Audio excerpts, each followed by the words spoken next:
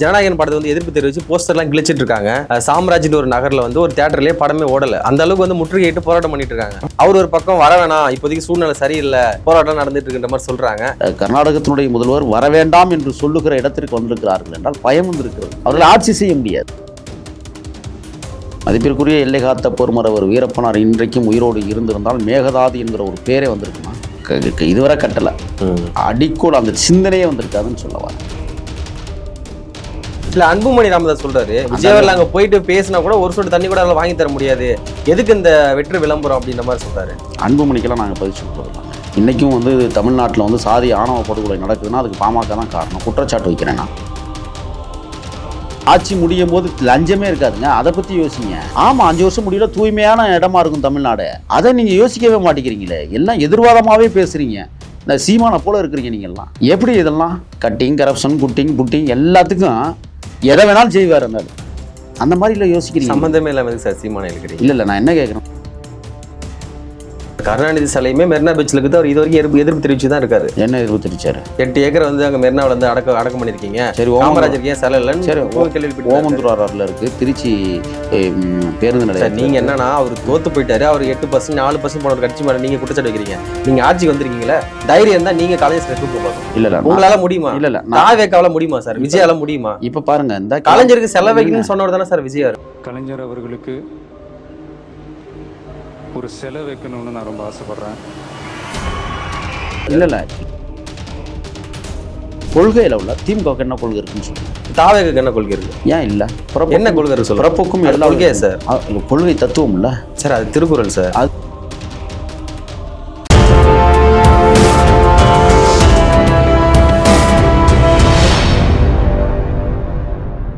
யூத்தமிழ் நேயர்களுக்கு அன்பு வணக்கம். இன்றைய சிறப்பு நேர்காணலோடு இணைந்திருப்பவர் தாவேக்காவினுடைய மாநில செய்தி தொடர்பாளர் திரு முகில் வீரப்பன் அவர்கள். வணக்கம் சார். வணக்கம். எப்படி இருக்கீங்க? நலமா இருக்கேன். Okay sir. இப்போ தமிழ்நாடு அரசு வந்து மேகதாது அணைக்கு வந்து எதிர்ப்பு தெரிவிச்சிட்டு இருக்காங்க. அதன் காரணமா டிகே சிவகுமார் அவர்களும் நாங்கள் அணை கட்டியே தீர்வோம், ஒரு சொட்டு தண்ணி கூட தமிழ்நாடு கிடையாது அப்படின்ற மாதிரி பேசிட்டு இருக்காங்க. இப்போ 2 மாநிலத்துடைய முதலமைச்சர் பேச்சுவார்த்தை நடத்துறதுக்காக ஆகஸ்ட் 3ஆம் தேதி விஜய் அவர்கள் வந்து அங்கே போறதாக அறிவிச்சிருக்காங்க. அவர் ஒரு பக்கம் வர வேணாம், இப்போதைக்கு சூழ்நிலை சரியில்லை, போராட்டம் நடந்துட்டு இருக்கின்ற மாதிரி சொல்றாங்க. போன பேச்சுவார்த்தை எப்படி சார் முடியும்னு நினைக்கிறீங்க? ஒரு நதி எங்கே உருவாகிறதோ அந்த நதி அவனுக்கு சொந்தம் இல்லை, எங்கே முடிகிறதோ அது அவனுக்குத்தான் சொந்தம் என்பது உலகளாவிய நீர்நிலை சட்டம். மொழிவழி மாநிலங்களாக பிரிக்கப்பட்ட போது பார்த்தீங்கன்னு சொன்னால் குடகுமலை கர்நாடகா பக்கம் போயிருக்கு. ஆனால் குடகு யாருடைய சொர்க்க பூமி? தமிழருடைய புண்ணிய தேசம். அது மாண்டியா மைசூருக்குள்ளே வந்து வர்றதுனால அவனுக்கு சொந்தம் அப்படிங்கிற மாதிரி இன்றைக்கி பேசுகிறாங்க கர்நாடகா வாசிகள். அதில் குறிப்பாக எல்லா மக்களையும் நாங்கள் குறை சொல்ல மாட்டோம்.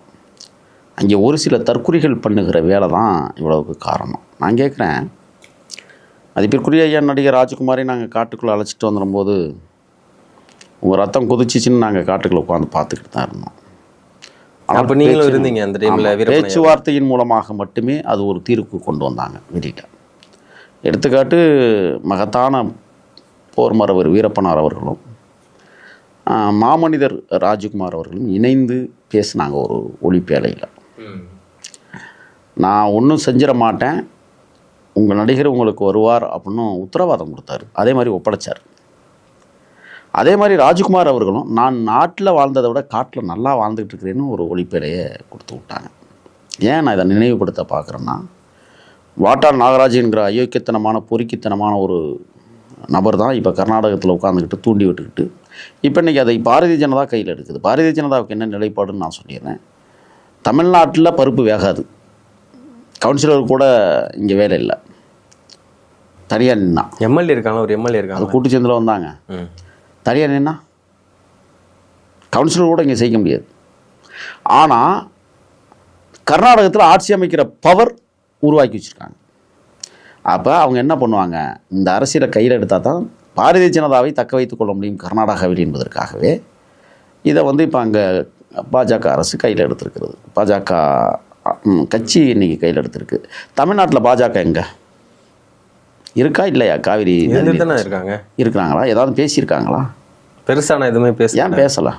தாவேக்கா என்ன பேசியிருக்கீங்க? அரசு அது விஜய் அவர்கள் என்ன பேசியிருக்காங்க? அதாவது விஜய் வந்து ஒரு சுமூக தீர்வை, நைல் நதியே வந்து 2 நாடுகளுக்கு இடையே ஓடுகிற மிகப்பெரிய நதி, அதை பேச்சுவார்த்தை மூலமாக தான் முடிச்சிருக்கிறாங்க.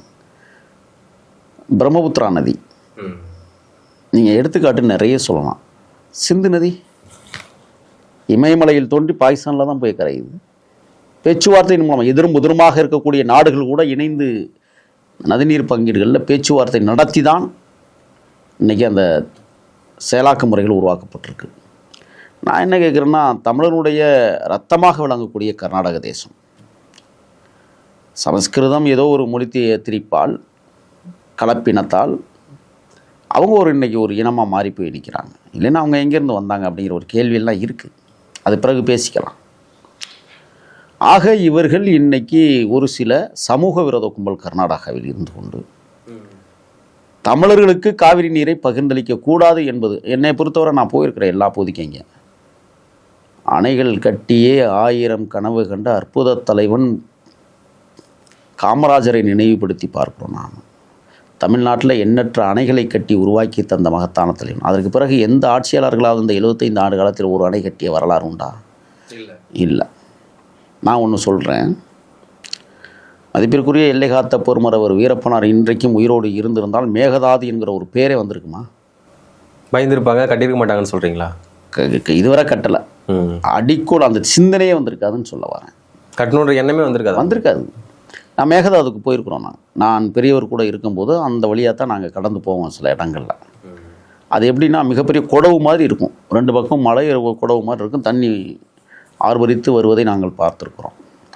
அதில் இப்போ என்ன பிரச்சனைன்னா, பல ஆயிரம் கோடி திட்டங்களை கர்நாடக அரசு அதை செயல்படுத்த முயல்கிறது என்றால் அதுக்கு காரணம் என்னென்னா, அங்கே இருக்கிற பாறைகளை உடைக்கணும். அந்த அணை கட்டுறதுனா சாதாரண விஷயம் இல்லை அது. ஏன்னா அது நிலப்பரப்பில் வரல, மலைத்தொடர்களிலிருந்து ஓடி வந்துக்கிட்டு இருக்கு. மேகதாதுங்கிறான். கிட்டத்தட்ட அந்த அணை கட்டப்படுமே ஆனால் தமிழ்நாட்டிற்கு ஒரு சொட்டு தண்ணீர் கூட வராது. ஏன்னா அது உயரத்தில் இருக்குது. ஆனால் இந்த திட்டத்தின் மூலமா தமிழ்நாடு தான் அதிகமான பயன்பெறும் அப்படின்ற மாதிரி அங்கே இருக்கக்கூடிய அமைச்சர்கள், முதலமைச்சர் கூட பேசுகிறாங்க. ஏன்னா ஒரு பலனும் இல்லை. இப்போ நான் என்ன கேட்குறேன்னா, கர்நாடக அரசு கட்டிய கபினி அணையிலேருந்து எத்தனை கொள்ளளவு தண்ணீர் இங்கே கொடுத்துட்ருக்கிறீங்க? நான் ஒன்று நினைவுபடுத்தி பார்க்குறேன். மகத்தான தமிழ் மறவர் தலைவர் தமிழரசன் பெண்ணாடம் வங்கியை கொள்ளையடிப்பதற்கான காரணம் என்னன்னு தெரியுமா உங்களுக்கு?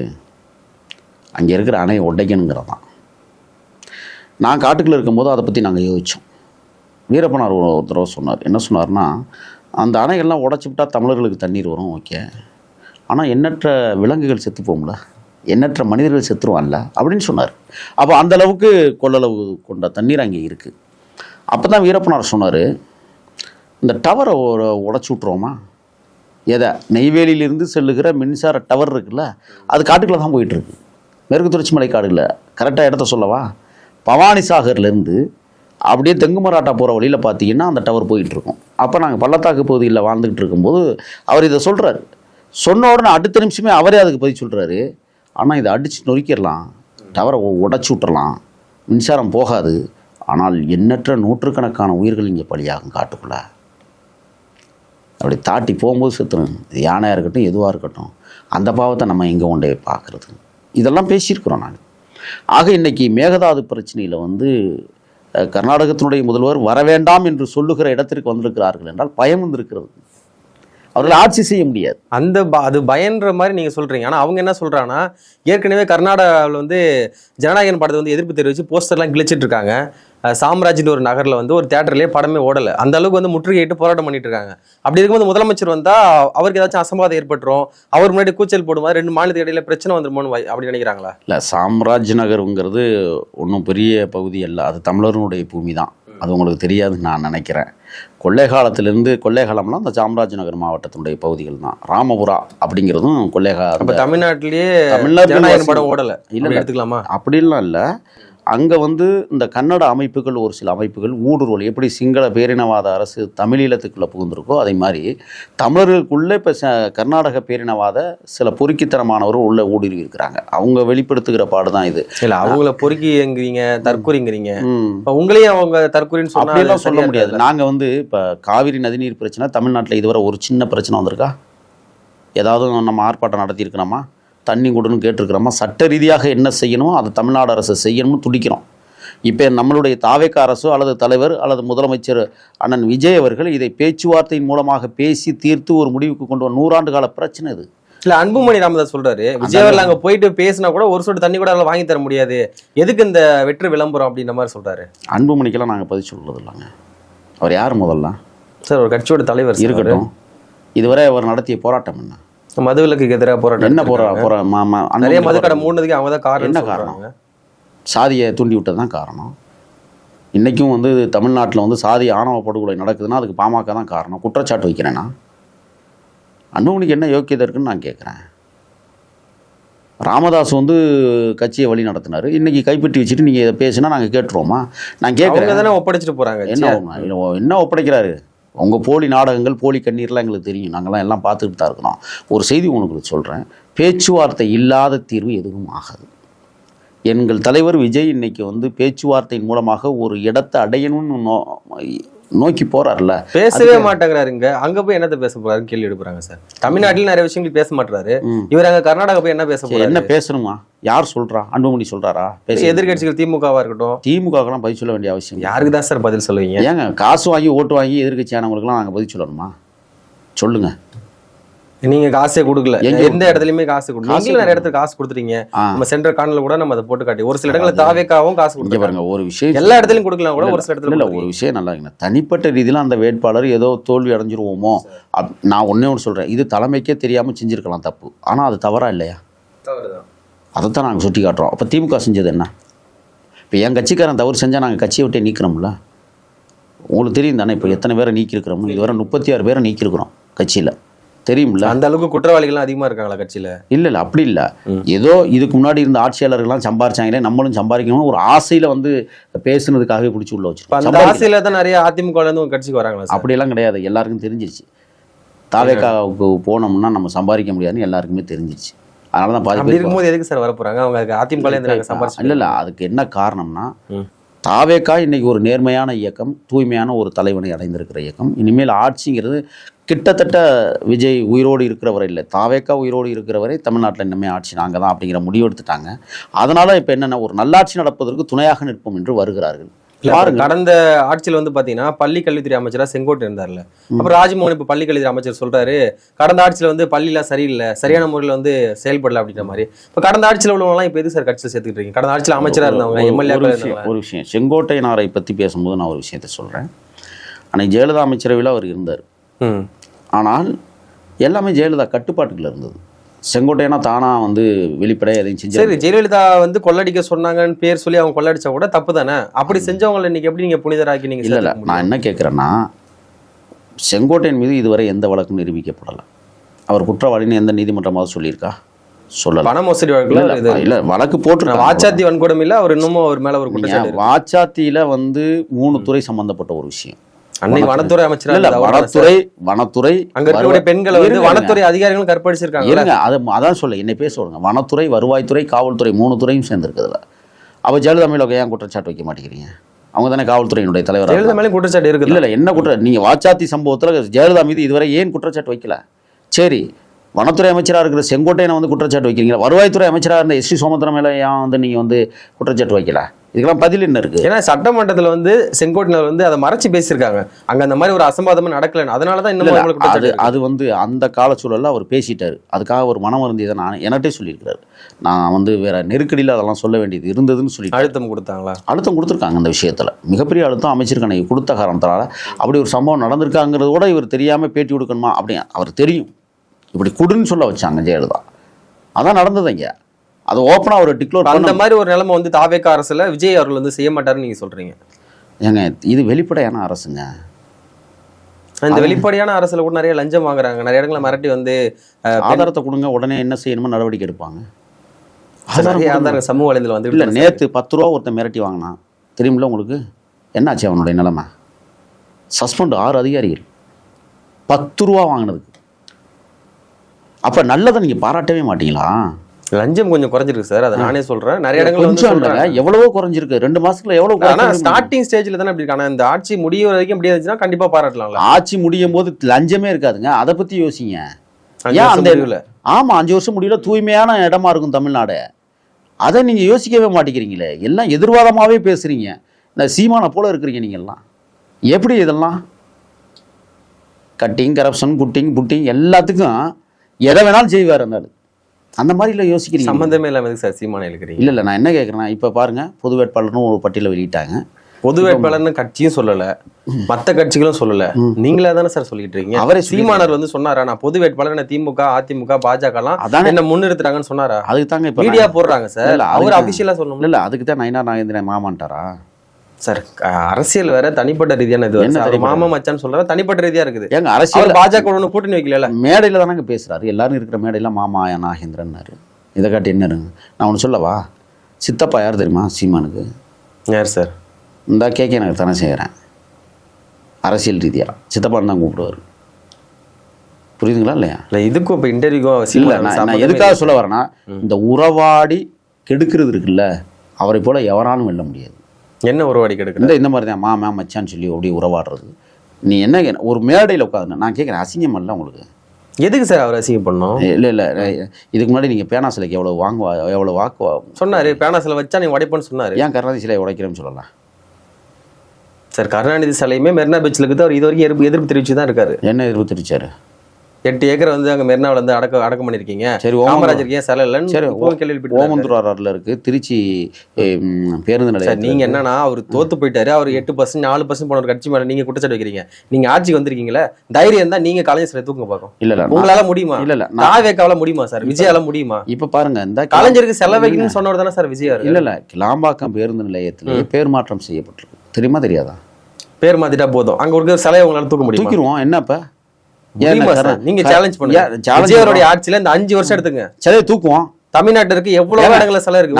நான் கேட்கிறேன், திருச்சி சம்பந்தமே இல்லாம சொல்றீங்களா? இருங்க, திருச்சி பேருந்து நிலையத்துல பெரியாருக்கு பெரிய சிலை இருக்கு. சரி, கருணாநிதிக்கு பெரிய சிலை இருக்கு. நான் கேட்கிறேன், அயோத்திதாச பண்டிதருக்கு ஒரு சிலை வச்சிங்களா? திமுக தான் நீங்க கேட்கணும் அதை. இல்லை நான் என்ன கேட்குறேன்னா, அப்போ உங்கள் வழித்தோன்றல்கள்லாம் மறந்தாச்சு. இப்போ கருணாநிதி சிலை வைக்கிறதுல கவனம் செலுத்துறீங்க. தமிழ்நாடு முழுக்க தூக்குவோங்கிறேன். கருணாநிதி செலவு வைக்கிறதுல மத்தவங்க மட்டும் கிடையாது, விஜய் அவர்களும் கவனம் செலுத்திருக்காரு. கடந்த முறை ஒரு நடிகரா இருக்கும்போது தமிழ்நாட்டுல என்னோட ஆசை என்னன்னா கலைஞர் அவர்கள் ஒரு செலவு வைக்கணும். ஒரு சிலை தான் சொல்லியிருப்பாரு. ஒரு சிலை தானே சொல்லியிருக்காரு. 1000 சிலை. சிலை என்னன்னா 1000 சிலை வைக்கணும்னு அவர் ஆசைப்பட்ட ஒருத்தர். நான் என்ன கேட்கிறேன்னா, கருப்பு சிவப்பு சைக்கிள்ல போயிட்டு திமுக ஆதரவு தெரிவிச்சு தானே சார் அவரு. அப்ப திமுக நல்லாட்சி கொடுத்ததா? இருங்க, அப்பெல்லாம் திமுக நல்லாட்சி கொடுத்தது இல்ல. நான் ஒண்ணு சொல்றேன், கருப்பு சிவப்பு செருப்பு போட்டாலும் குற்றம், கருப்பு சிவப்பு சைக்கிள் ஓட்டினாலும். உங்க கட்சியில ஆதவர்ஜினா சொன்னார்ல, என்ன சொன்னாரு? அவர் கருப்பு சிவப்பு சைக்கிள போட்டுட்டு திமுகவுக்கு தான் போய் வாக்கு செலுத்தினாரு. ஆதவர்ஜினாவே விஜய் அவர்களே சொல்றாரு, உங்களை நல்லவங்க நம்பி தான் நாங்க ஓட்டு போட்டோம். அதாங்க ஹிஸ்டரி சோஸ்திமி வேங்க, வரலாறு வழிகாட்டியா இருக்கு. நீங்க அதை சொல்றீங்கல்ல, இன்னைக்கு இதெல்லாம் செஞ்சாருன்னு சொல்றீங்களா? ஒரே ஒரு செய்தி நான் சொல்றேன். இன்னைக்கு ஆதவர்ஜினா வந்து திமுகவில் தானே வேலை செஞ்சாரு. ஏன் விசிகாவுக்கு போனாரு? அவருடைய விருப்பம். திமுக சீட்டு கொடுத்திருக்காது. விசிகாவில இருந்து ஏன் தாவேக்காவுக்கு வந்தாரு?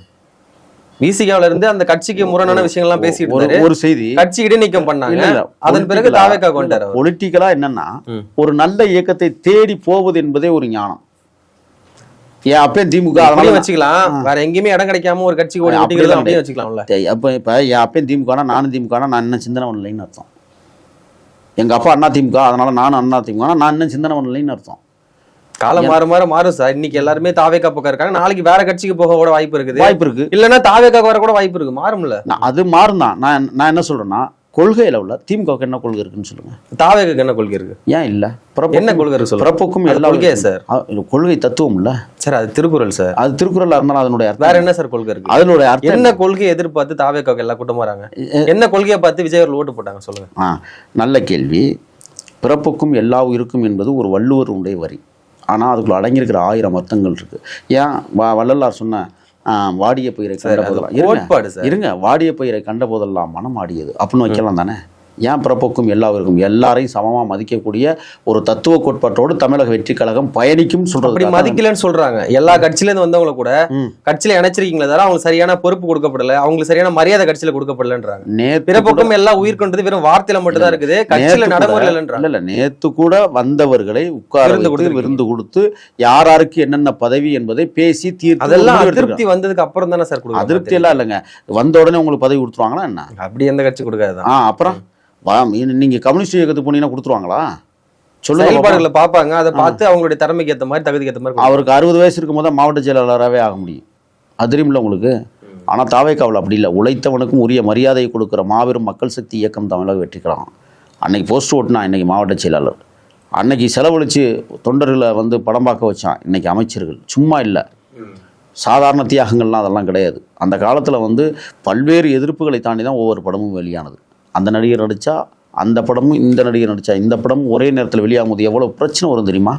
அதெல்லாம் சமாளித்தும் கூட ஒரு தலைவனுடைய படத்தை தமிழ்நாட்டில் ஓட வைக்க வேண்டும் என்கிற மிகப்பெரிய எண்ணத்தோடு போராடியவர்கள் இன்றைக்கி அமைச்சர்கள். நிறைய தகவலை பகிர்ந்தீங்க, மிக்க மகிழ்ச்சி. நன்றி சார். நன்றி.